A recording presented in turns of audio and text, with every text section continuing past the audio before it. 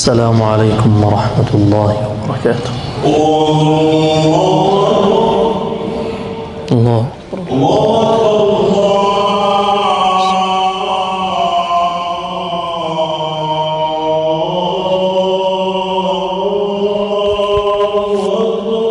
الله أكبر.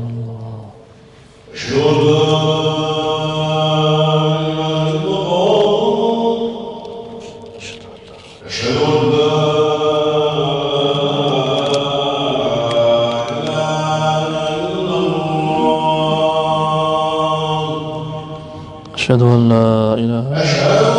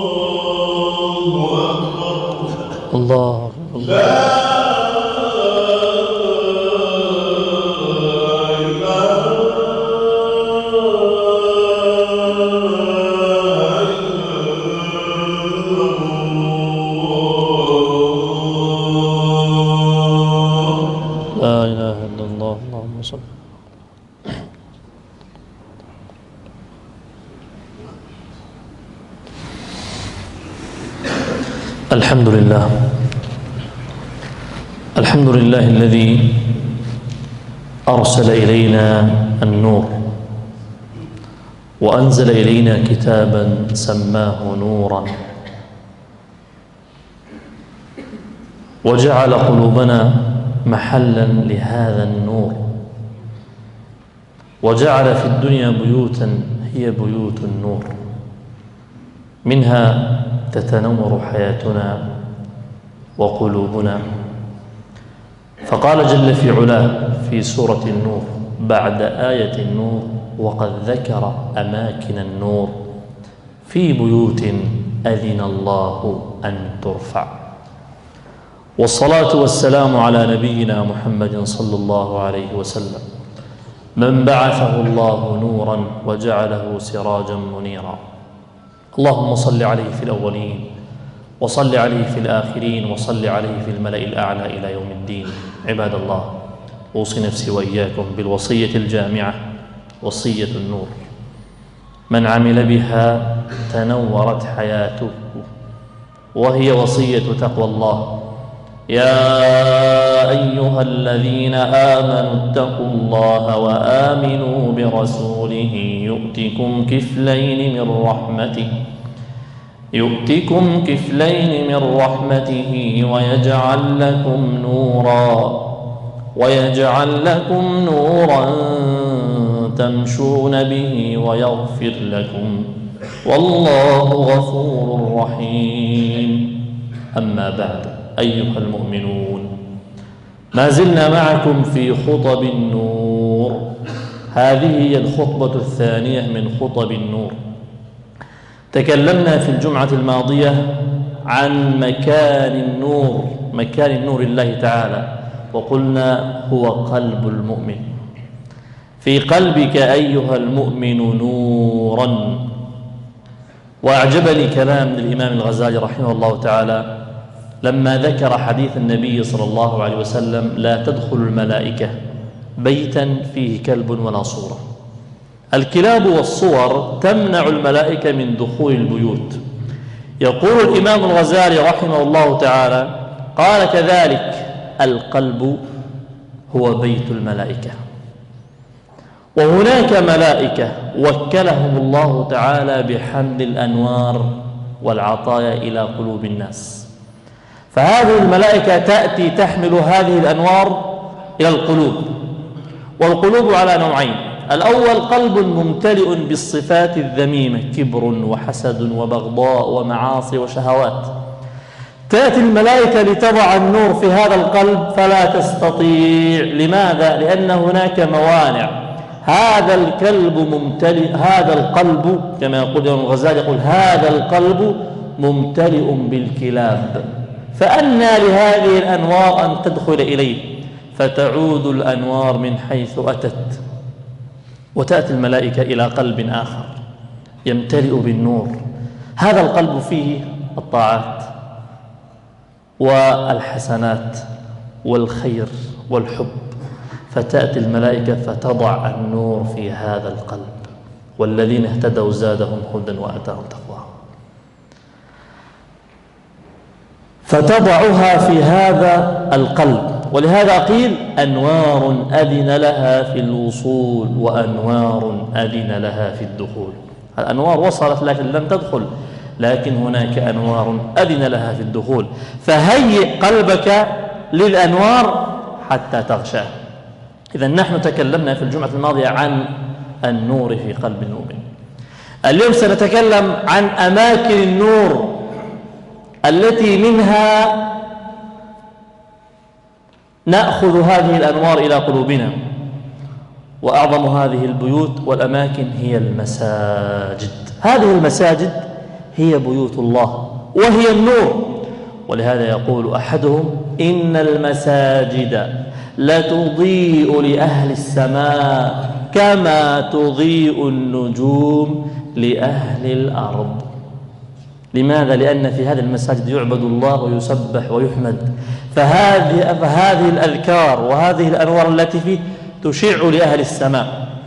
وقال أحدهم: وإن الملائكة لترى النور في قلوب المؤمنين كما نرى النجوم في السماء. وإن الملائكة لترى النور في قلوب المؤمنين كما نرى الكواكب في السماء. عباد الله، كيف نكتسب النور من هذه البيوت؟ كيف نكتسب النور من هذه البيوت، أماكن النور؟ نكتسب النور إذا تعلقت قلوبنا في هذه الأماكن. إذا صار قلبك معلقا كالقنديل في هذا المسجد وفي غيره، هنا ستبدأ تكتسب هذه الأنوار. ولهذا النبي صلى الله عليه وسلم قال: ورجل قلبه معلق بالمساجد. ما معنى معلق؟ التعلق هو الحب، أنك دائما تفكر بهذا المكان. معنى التعلق: أنت صليت الظهر، خرجت تفكر بصلاة العصر، أنك تأتي في صلاة العصر، تشتغل في شغلك وتفكر متى الوقت، متى سيؤذن حتى تذهب إلى هذا المسجد. المسجد لا يفارقك، هذا هو التعلق. فإذا علقت قلبك في المسجد في كل الصلوات فأبشر بالأنوار. وهنا سأتكلم عن 10 أنوار نسميها الأنوار العشرية لمن تعلقت قلوبهم بالمساجد. إذا تعلق قلبي بالمسجد فلي 10 أنوار. النور الأول نور ظلال الحياة المطمئنة، تعيش في حياة مطمئنة هادئة. قال صلى الله عليه وسلم: 7 يظلهم الله في ظله يوم لا ظل إلا ظله. وهذا الظل يمنعك من الحر ومن أذى الدنيا ومن المصائب والفتن. فكما أن في الدنيا في الآخرة الله تعالى يضل المؤمنين من حر ذلك اليوم وشدته، كذلك فإن الله يضل قلوب المؤمنين في هذه الدنيا من الغفلة والفتن والشهوات والقلق والحسرات. ولهذا تأملوا قول الله عز وجل: إن المتقين في ظلال وعيون وفواكه مما يشتهون كلوا واشربوا هنيئا بما كنتم تعملون إنا كذلك نجزي المحسنين. بعدها بآيتين قال الله وإذا قيل لهم، أو بثلاث آيات، وإذا قيل لهم اركعوا لا يركعون. هم لم يركعوا فحرموا الظلال في الدنيا وفي الآخرة. إذن يا صاحب القلب المعلق في بيت الله، هذا النور الأول، نور الحياة، نور أن تعيش في ظلال حياة مطمئنة. ثانيا النور الثاني أن تتذوق نور الحياة وطعمها. ولهذا قال صلى الله عليه وسلم بشر المشائين في الظلم إلى المساجد بالنور التام. الصلوات تجعلك تعيش في نور، تجعلك تعيش في نور. ولكن صلوات الظلم ما هي؟ المغرب والعشاء والفجر التي فيها ظلمات، وخاصة الفجر. الذهاب إلى المسجد هو حقيقة النور في هذه الأوقات، وهذا مجرب من يخرج من بيته في ظلمة الفجر ويذهب هذه المسافات يخطو برجله يشعر بنور عجيب وبلذة. نحن عندما نذهب إلى المساجد، هذه الخطوات التي نذهب بها إلى المساجد إنما هي تهيئة للخطوات التي ندخل بها إلى الجنة. المسافات التي بيننا وبين المسجد هي الخطوات والمسافات التي بيننا وبين الجنة. فإذا مارسناها في هذه الدنيا ذقنا جنة الدنيا في هذا اليوم، وسنمشي بأقدامنا حتى ندخل الجنة. ولهذا جاء في بعض الروايات أن من أدعية الذهاب إلى المسجد ما هو؟ اللهم اجعل في قلبي نورا، وفي سمعي نورا، وفي بصري نورا، وفي لساني نورا، ومن فوقي نورا، ومن تحتي نورا، وعن يميني نورا، وعن شمالي نورا، واجعل لي نورا، واعطني نورا، وزدني نورا. إذن هذا النور الثاني، نور تذوق الحياة وطعمها ونورها. النور الثالث يا من تعلقت قلوبكم بالمسجد، النور الثالث نور المحبة. قد أسأل سؤالا: هل تحب الله؟ كلنا سنقول نعم نحن نحب الله، ولكن ما علامة حبك لله؟ علامة حبك لله أنك تكثر من زيارته إلى بيته، وهذه هي بيوت الله، ومن زار بيوت الله فإن الله تعالى يكرمه. عندما تحب شخص دائما تحب أن تزوره. طيب هذه البيوت هي بيوت الله، فهل أنت متعلق بها دائما ولا يشغلك عنها شيء؟ علامة المحبة أن تؤثر المحبوب على ما تحب، وإلا ما معنى المحبة؟ علامة المحبة أن تؤثر المحبوب على ما تحب. ولهذا يجب أن تعلم أنك إذا كنت ممن تعلق قلبه بالمسجد تداوم الصلوات الخمسة في المسجد، فاعلم أنك تحب الله، هذا مقياس. وإذا كنت لا فحاسب نفسك. وإذا حافظت على الصلوات في المسجد كما قلنا فهي علامة على أنك تحب الله. ويجب أن تعلم أن الله قد أحبك قبل أن أحببته، لأنك لما صدقت في قلبك أحبك الله، فلما أحبك قال: تعال يا عبدي إلى بيتي. ولهذا الله تعالى قال: يحبهم ويحبونه، قدم حبه على حبهم. وذكر أن امرأة قامت في الليل تصلي وهي ساجدة لربها وتقول: اللهم بحبك لي إلا غفرت لي. فسمعها أحد أبنائها قال: يا أمي كيف تقول اللهم بحبك لي، وكيف عرفت أن الله يحبك؟ قالت: لو لم يحبني ما أقامني، لأنه أحبني أقامني في هذه اللحظات. فعلامة حب الله لك محافظتك على الصلوات في المسجد، هذا مقياس. هل أنا أحب الله؟ هل الله يحبني؟ هذا هو المقياس الذي من خلاله نقيس الحب. النور الرابع لمن تعلق قلبه بالمسجد، نور سرور القلب، سعادة القلب، تشعر بأن في قلبك فرح، في قلبك فرح. ولهذا جاء في حديث أن النبي صلى الله عليه وسلم قال: إذا توطن الرجل المسلم المساجد، معناه توطن يعني مكث فيها، صارت كالوطن. إذا توطن الرجل المسلم في المساجد للصلاة والذكر فإن الله يتبشبش له، يعني يستبشر بقدومه، كما يفرح الغائب بقدوم أهله. الله تعالى يستبشر بك، حياك الله، كالفرح الذي يفرح بقدومك إلى بيته. فتخيل أن قدومك إلى المسجد واستيطانك لها، الله عز وجل يفرح بقدومك. وإذا فرح الله بقدومك فإنك تكتسب 5 أفراح. الفرح الأول فرح سرور القلب، كيف لا يفرح قلبك وقد فرح الله بقدومك؟ هذا الفرح الأول. الفرح الثاني فرح الشوق للقائه.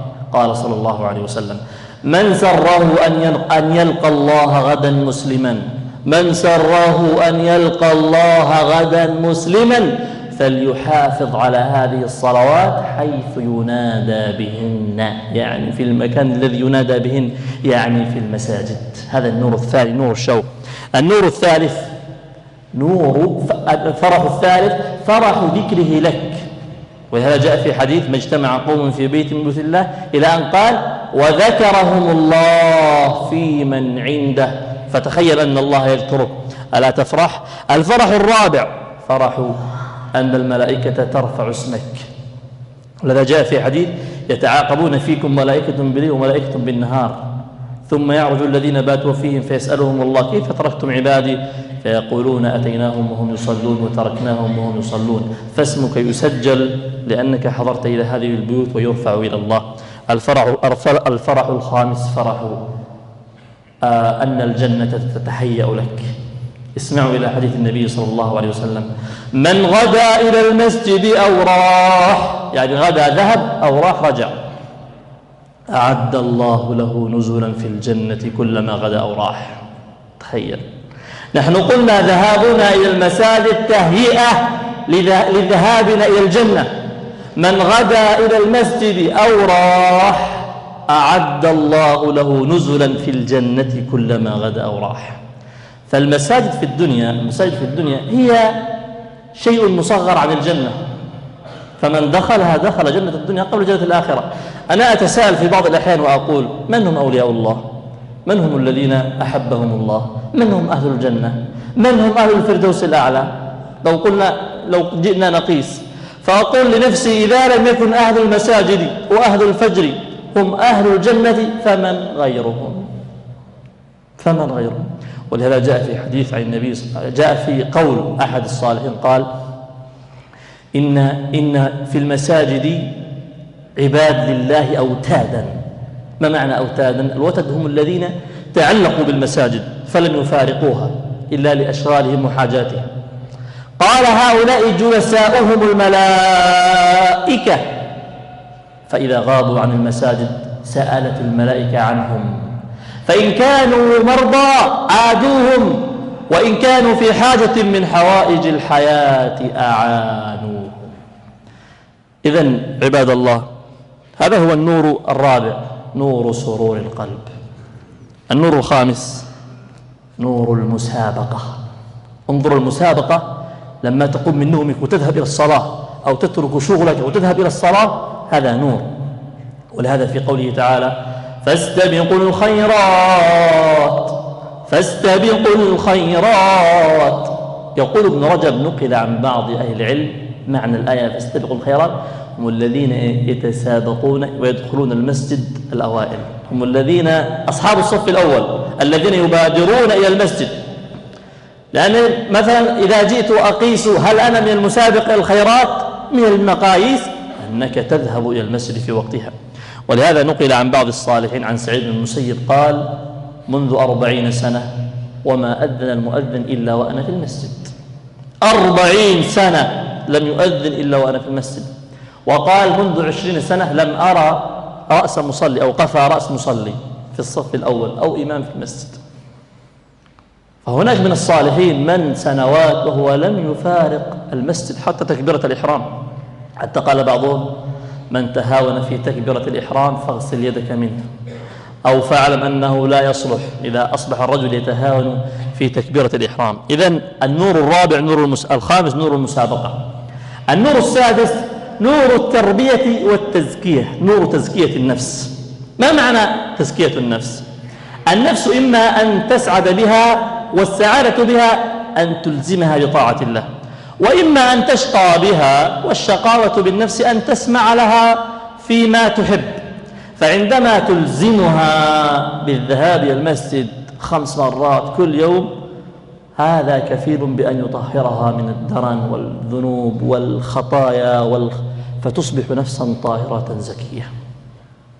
حتى قال عدي بن حاتم قال: منذ أسلمت ما أذن المؤذن إلا وأنا على وضوء.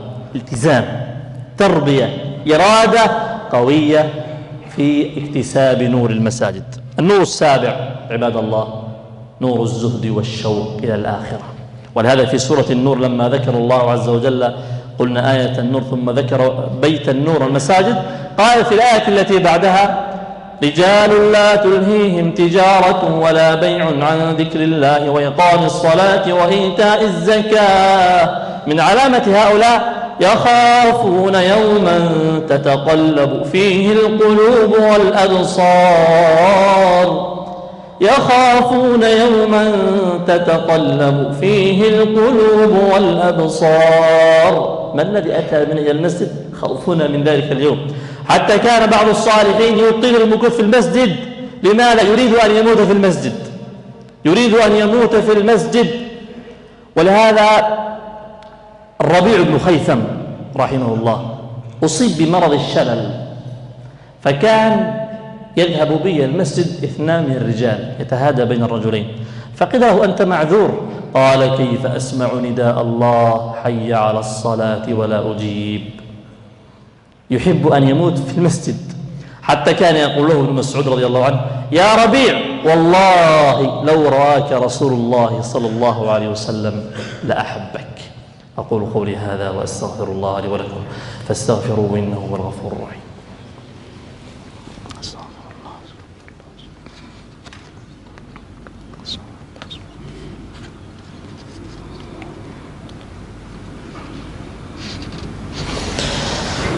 الحمد لله والصلاة والسلام على رسول الله وعلى آله وصحبه أجمعين. أيها المؤمنون، ولهذا جاء في حديث: المسجد بيت كل مؤمن، كما قال أحدهم وهو يوصي ابنه: ليكن المسجد بيتك.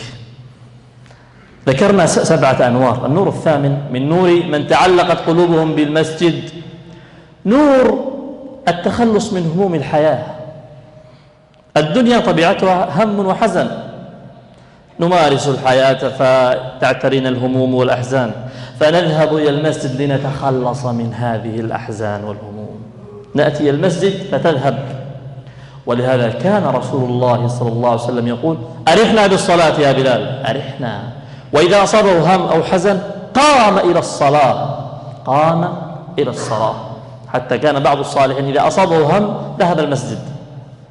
فنجد مثلا أن أبا أمامة رضي الله عنه ذهب النبي صلى الله عليه وسلم في ذات يوم إلى المسجد في غير وقت الصلاة، فرأى أبا أمامة فقال: يا أبا أمامة لماذا أراك في غير وقت الصلاة في المسجد؟ ما الذي أتى بك؟ قال: يا رسول الله هموم وديون، مهموم وعلي ديون فجئت إلى المسجد. فقال صلى الله عليه وسلم: يا أبا أمامة ألا أخبرك بدعاء قلته أذهب الله همك وحزنك وقضى دينك؟ قال: بلى يا رسول الله. قال: قل إذا أصبحت وإذا أمسيت في معنى الحديث: اللهم إني أعوذ بك من الهم والحزن، وأعوذ بك من العجز والكسل، وأعوذ بك من الجبن والبخل، وأعوذ بك من غلبة الدين وقهر الرجال. في ذات يوم ذهب النبي صلى الله عليه وسلم إلى بيت ابنته فاطمة، فقال لها: أين علي؟ فقالت كأنه وقع بينهم شيئا، فذهب وخرج من البيت، فذهب يبحث عنه النبي صلى الله عليه وسلم فوجده نائم أين؟ في المسجد. ولهذا الله تعالى قال: يا أيها الذين آمنوا استعينوا بالصبر والصلاة. فإذا أصابك هم اذهب إلى المسجد، فإن المسجد بيت التخلص من الهموم والأحزان.